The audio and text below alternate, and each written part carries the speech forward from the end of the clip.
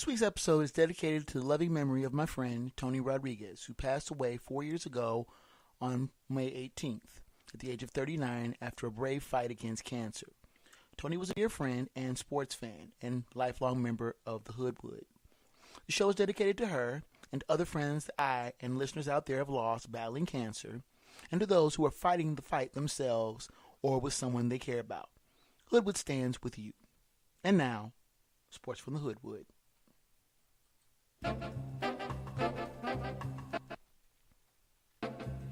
Heads up! You are in the Hoodwood. I'm your host, KJ Green, welcoming you to this week's program. Coming up in this edition, why the Cavs are done, and why the Celtics will be the East powerhouse for years to come. Dubs Rockets, now we got a series. The Suns win the draft, why they're going to mess it up. Can the Caps live with prosperity in the first ever Stanley Cup? Legalized betting, pro sports, and why colleges are whining. All that fat dab and head slap coming up this week in the Hoodwood. You're tuned into Sports from the Hoodwood, the internet's foremost location for no-nonsense commentary, insight, and opinions on the world of sports. Here, now live in living color, backed by popular demand, your host, KJ Green. Greetings from the Hoodwood, where my allergies have finally subsided, thank goodness. I'm here, live in living color, black by popular demand. Your host, KJ Green. Greetings once again from the Hoodwood. And leading off, before I get into why I think the Cavs are done, the Caps are done. Excuse me. They've cooked themselves a nice little pot of screw-up stew. They took the first two games in Tampa against the Lightning, against the East number one seed. They're going home to Washington to win the series, possibly pull off a sweep. Do they do that? Oh, no. They lose 4-2 tonight, and now the series is tied going back to Tampa. The Lightning have regained home ice advantage and are 2 wins away from going back to the Stanley Cup final. We'll discuss that later on. I just wanted to give you some of that breaking news.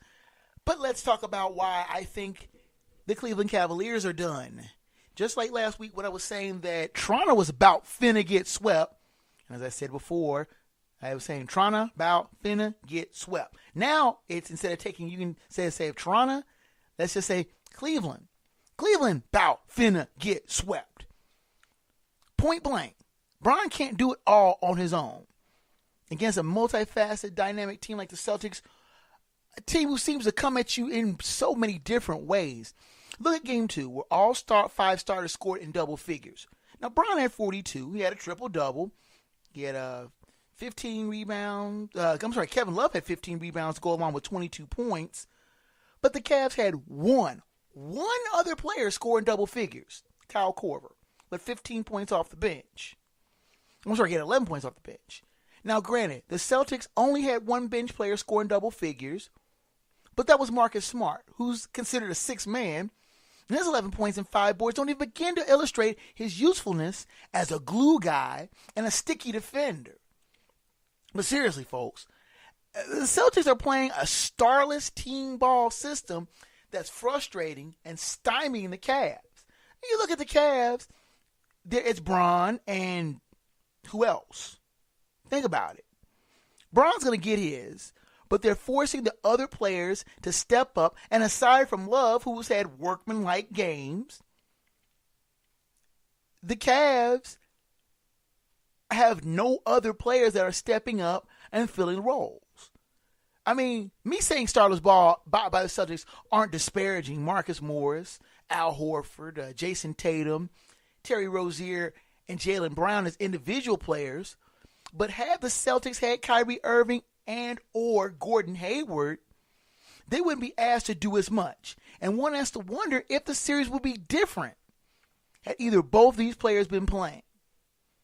This leads me to another point. Is it about time we start giving Brad Stevens the kind of dap and love that we reserve for the Kerrs, the Pops, the D'Antonis? We need to start giving Brad Stevens the kind of respect and love as a strategist and a game day coach, as well as a type of coach that gets his team prepared for big games and to win the games that they need to.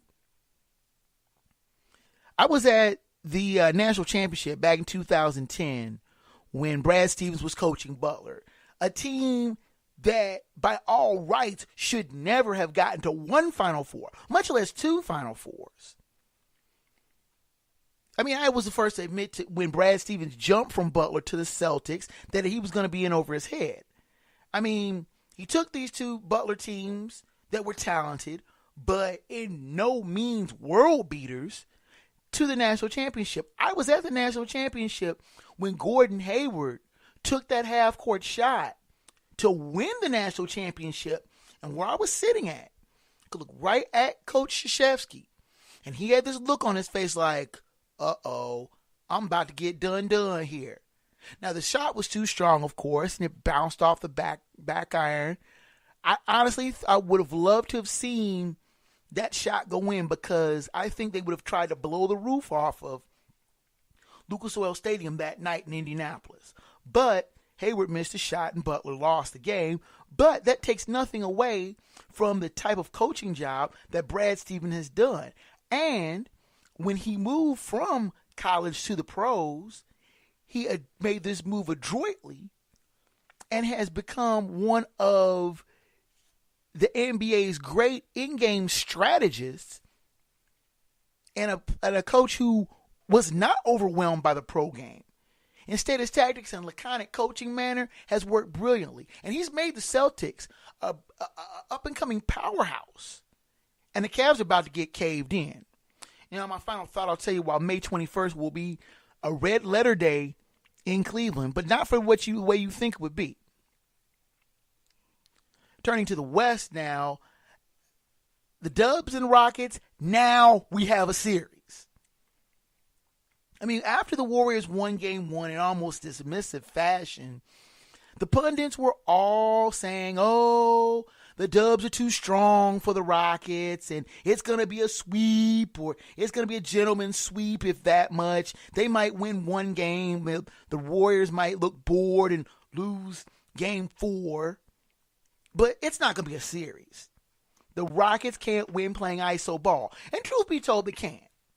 I mean, hard pounding the rock for 16 to 18 seconds and then trying to make shots is going to destroy them, point blank. D'Antoni was a fool for doggedly sticking to his game plan. At least that's what the pundits said. But then Wednesday, oh boy, the Rockets made the game faster, made the Dubs play at a pace that they did not like, attacked Steph Curry on the defensive end and frustrated him on the offensive end to the tune of 7 and 19 shooting and 1 for 8 from distance. Now, the Warriors are a good team. Kevin Durant had 38 points, but only had 3 boards, no dimes, and 5 turnovers. The Rockets are playing the Warriors much like the Cavaliers are being played by the Celtics. Let their superstar get his and make sure no one else can contribute. Draymond, 6 points. Klay Thompson, 8 points. Now, the Rockets, meanwhile, got help from everybody everywhere.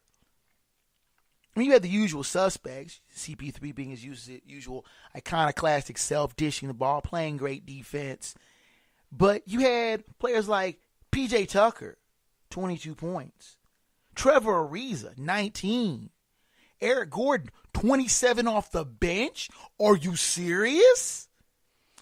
Those latter 3 that I mentioned, Tucker, Ariza, and Gordon, combined for 24 points total in the Game 1 loss. 24. 2 of those 3 players were close to that number by themselves individually. You know, I'm tired of these so-called experts that say the Rockets can't keep up this pace for 3 more games. I ask why not? When the Rockets move the ball, distribute the shooting load, and force their opponent to play at a breakneck pace that is uncomfortable for them, even for the Dubs, a team that likes to play at a high pace, a team that likes to play fast.